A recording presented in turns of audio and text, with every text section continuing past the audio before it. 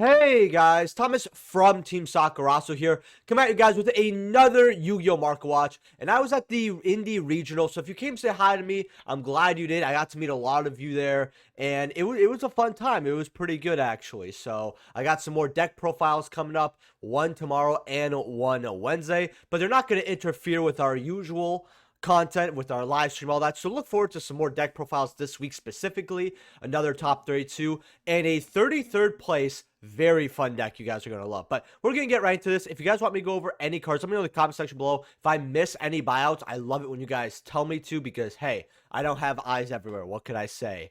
Leave a like if you guys enjoyed. If we get like 100 likes on this video, that'd be great. Subscribe if you're not already. We're so close to 5K subs. We might hit by the end of the year if we get like 88 subscribers. Thank you all my YouTube channel members. If you're buying anything on TCG Player, use my affiliate link down in the description below. Helps out the channel to no additional cost to you.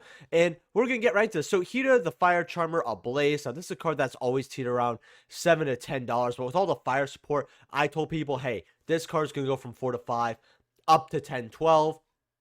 I told people always to have this because they never reprinted this as like an ultra like they did all the other charmers. I don't know why, but $9 right over here for your super rares. Goes up to about 12, 14 here for those, and they actually have been selling a little bit higher here. I think that like within the week, these are going to be permanently double digits. If you got yours at 2 to 4 piece and you're looking to get rid of them, I think 10 to 12 is a pretty good place to get rid of these. I think Konami will eventually reprint this. It's just a when, not an if scenario.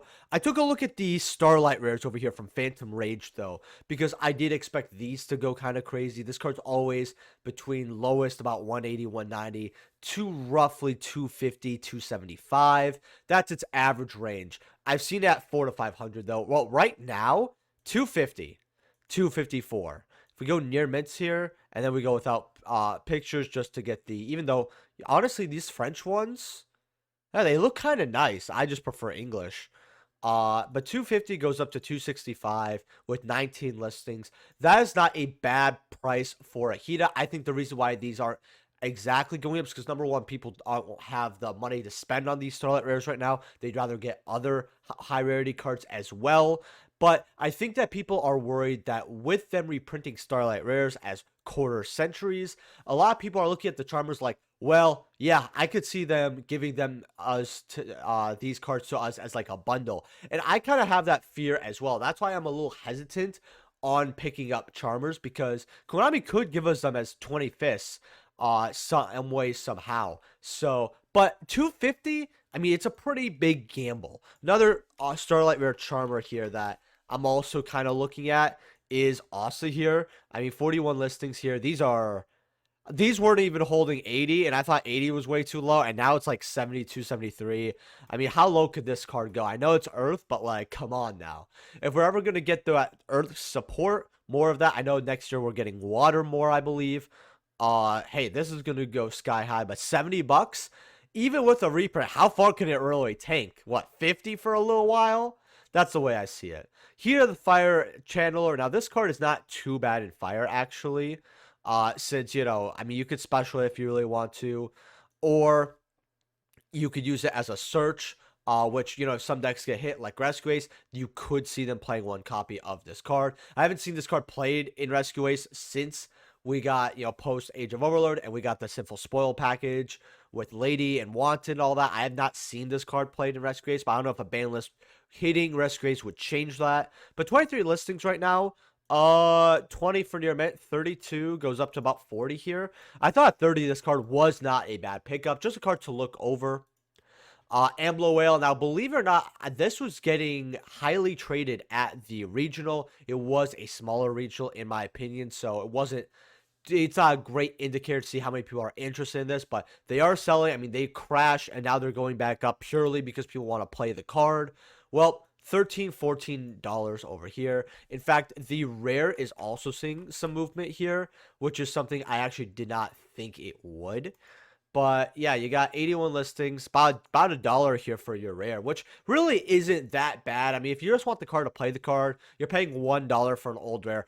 It's not gonna break the bank, but if this goes up to like 5, 6, it's gonna be kind of lame. But I told people if they want to play this deck, and when it got bought out, wait for this card to drop to like 7, 6, 7 bucks. It ended up dropping all the way down to 5 for the ultras, and then they just skyrocketed back up. Lady Labrynth. Now, Lab is getting a lot of buyouts here, but one card that I noticed here that is kind of low in my opinion are these OGs. Yeah, you thought this was the mega pack probably with the price over here with how low it was. No. By the way, I don't know why someone bought a light play for $16 when there's... That, again, I'm going to give you guys a pro tip here, but everyone probably knows it. Before you buy something right over here off direct, just scroll down, right? Like, you could have got 5 copies of the same card if you did that. Maybe even more, depending on, you know, if there were some for like 2s, 2.5. But $3 goes up to 4 for your OGs here. I actually think getting your originals here is pretty good, actually, for like the $3 to $5 here. You know, you get your original print. You don't get any of the higher rarity printings, but you get a little bit of bling. And this card doesn't have that many listings. This card could go up to $10 again. In fact, the mega pack version here is about $1 here. So yeah, spending like maybe $1.50 extra on some OGs, it's not bad. These were as low as 2s. They're 3s today. You got these Starlight rares from Darkwing Blast, 160. Goes up to 220. So if you want the OG Starlight rare, hey, 160. They look much better than the quarter centuries, in my opinion. Speaking of quarter centuries, now, quarter century ladies are actually not at a bad price either, about 110 here.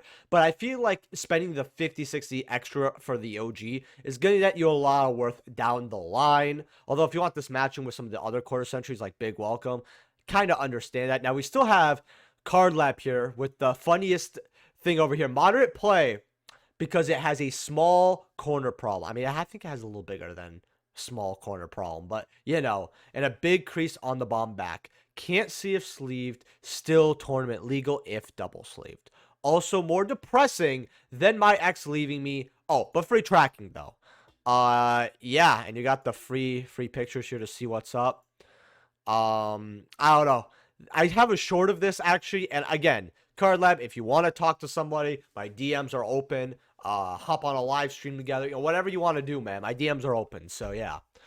Welcome Labrynth. And there's really not much to say. I just hope he's doing well. These are about 135 going to 185, 6 listings. I mean, people want multiple copies of this card so that they can play high rarity lab. Like, high rarity lab is like, man, not only does it look amazing, but a lot of players just love it. I know people who were buying this day one. I thought here about 80 was not bad, but I didn't really see this card past about 120. But I guess I was wrong. 135, 145 here. If you want this card, I mean, you're paying a little more than you should, but low listings. Arius, the Labrynth Butler here. I told people this was really good, 70, 80. Right now, they're about 80 bucks here, 87. I mean, if all the other high rarity lab cards are going, what do you think is going to happen with this? 16 listings. It's not a bad buy at all. I'm surprised they didn't get bought out during the weekend sale last week. Ariana CRs are about 83, going up to $100 here. So, yeah, Tactical Master still has, like, banger CRs to pull. In fact, we might look over that in tomorrow's live stream. Lovely, about 52, 55, which is the same thing, but these 14 listings are really worried me for verified. Big Welcome Ultras, 23 listings, $25, $30. This is something, remember when I said to get these at $3, by the way? If you did, you made bank. I know a lot of people actually at the regional were telling me, bro, you saved me a lot of money, or bro, you made me so much money. Dude, actually, 2 people mentioned this card, actually. They were like, dude, when you told me to get these at $3, I plussed so hard. And it makes me happy when people tell me that they plus. I'm not going to lie to you. Like, nothing strokes my ego more than that. I'm not going to lie. But one thing I did not realize was that we've had the ulti of this card out for a little while, right? You know, maybe a month OTS 23 has been out, maybe a month and a week. And I thought that this card would drop from 20 to like 10. Not skyrocket upwards. Ultis are 45. Just get the ultis at 45.50 here. The ultis not being a lot of money is actually crazy to me. I think it's because Labrynth players don't like the ulti. Like, I was talking to a few of them, and a lot of them don't like the foiling. It just doesn't pop out as much. I don't mind it. It doesn't look as good as I thought it would, but it's kind of, it doesn't look as bad, but it doesn't look as good as I thought it would, if that makes sense here. I'm really liking the Kuro card and the enemy controller way more personally. This is my least favorite ulti out of 23. It's not even that I dislike Lab. I think Lab getting an ulti should have happened last pack, so, or even the pack before that, but hey, we got this. Ariana CR, this is the one you don't play, but look, 24 going up to 58. I thought this card was not bad at 20. I said it's good to have a copy or two at $20, since it's not too much for a CR. If you did, good job. If you didn't, well, you pay a few more bucks, but you still kind of get it in on time. So Snake Eyes, Flamberg. A lot of people knew that this deck was going to be good, and it actually is pretty good even now. You guys might see a deck profile Wednesday that got 33rd place. I know I said that at the beginning of the video, but I can't hold my excitement. You guys are really going to love that deck profile. Had a lot of passion. He explains a lot about the deck, and it's something I really want to play. 12 bucks here for your secret rares. Honestly, not that bad. Age of Aurora getting a little more gas with the quarter centuries, which I told people 30, 40, 50 is low for this card. I was telling people about that. Right now, $88 going up to $99.95. This was like 70, high 70s when I told people. I said, look, I think this is a good price. Could go up to 90 possibly, since it has these low listings. Well, it's up to about 85, 90. So Yamas are about 93, very, very fair. Ultras are about 10 bucks here. Again, very fair. One thing I want to tell to you guys about is a lot of people are like, oh, well, will Unchained get hit? That probably, honestly. Konami's not making any more money off this archetype, and it has had a while since Duelist Nexus to pop off. I think that Konami is going to be a lot harsher with this deck than they need to be, but with diverse formats like Toss, if we look back at it, Konami, when we have a diverse format and they're tired of it, they're going to bring out the big guns and just start hurting a lot of decks. That is something that we need to prepare for. I love diverse formats, but Konami doesn't. All right. And if they want to make money and the format's too diverse to sell new product, they're going to be like, wow, you guys really like playing the old stuff because we made a really good game state. Yeah, we don't like that anymore. Boom, boom, boom. Like, I remember they hit Salamander, and I don't like Salamander. If you guys don't know, I don't hate it. I just think it's a boring deck. They were so harsh with Salamander, a deck that was, in my opinion, a tier 2 deck. I would rather Orcus beat it, Sky Striker beat it, whatever the other decks out there beat it that were meta relevant, right? Like, out of these 6-7 decks that were good or consistently topping, even though we had some other stuff back in Eternals format, aka Toss format, Salamander was like 5th, 4th place, usually, like somewhere along that. It was in the top 32, but it wasn't doing as well. They just wanted to push the player base into the next format, and I think they're going to do that with this upcoming banlist or the next one. I think, especially since our recent one was very lax. It was like maybe, what, 5-6 hits maybe? It was really just a couple checks. Not even 5-6. I think it was more like 4. So when we get a small list, we usually get a big list after, especially with this diverse format. It's just something I want you guys to consider and be prepared for. Now, Leviair the Sea Dragon ultis here. Got about 52 here. About 25 here for near mints. I think 30 listings. I think that's way too low for the card. Even 37 is quite low. Now, light plays, well, and for first edition near mint, 35 for your near mints. I think that's pretty cheap, actually. Going up to 40, 48. Unlimiteds aren't bad. I ended up actually trading for some unlimiteds because I have a trade binder where there's like, I'm not going to say I don't care about anything in it, but I don't care about much in it. And I was like, you know what? This guy wants cards that I don't care about. I don't really want unlimited Leviair, but you know what? I'll go grab one. Whatever, right? So I ended up grabbing myself another unlimited. I saw my first sets from back in the day from Dolce, but $35, $48 here for your first editions. Not bad at all. 24 listings. If you guys don't know, by the way, you just detach and you summon a level 4 or lower banished monster, and it could be your opponent's, by the way. So keep that in mind. If you're playing this card, it could be your opponent's, right? So there could be some cool interactions with that.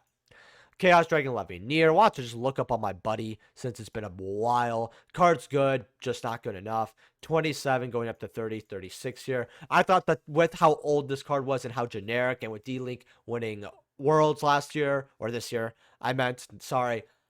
I thought this card could have hit up to 35, 40, at least stabilized. It has 31 listings, which isn't much, but they are selling here, so I don't know, might be a card that you might want. If you don't have this card by now, I think you guys should get your copy or two, but might be a little while till it goes up. Icarus Attack from Super Rares. I don't know if you guys know, 6s up to $10 for this card. Icarus Attack is just worth money in like every version here. I mean, the golds, you got the commons at like dollars here. People just wanted the nicer supers. DTs are about, what are DTs here? About $8 here, so DTs are a little higher. Honestly, I would just get the light play DTs here while you have a chance.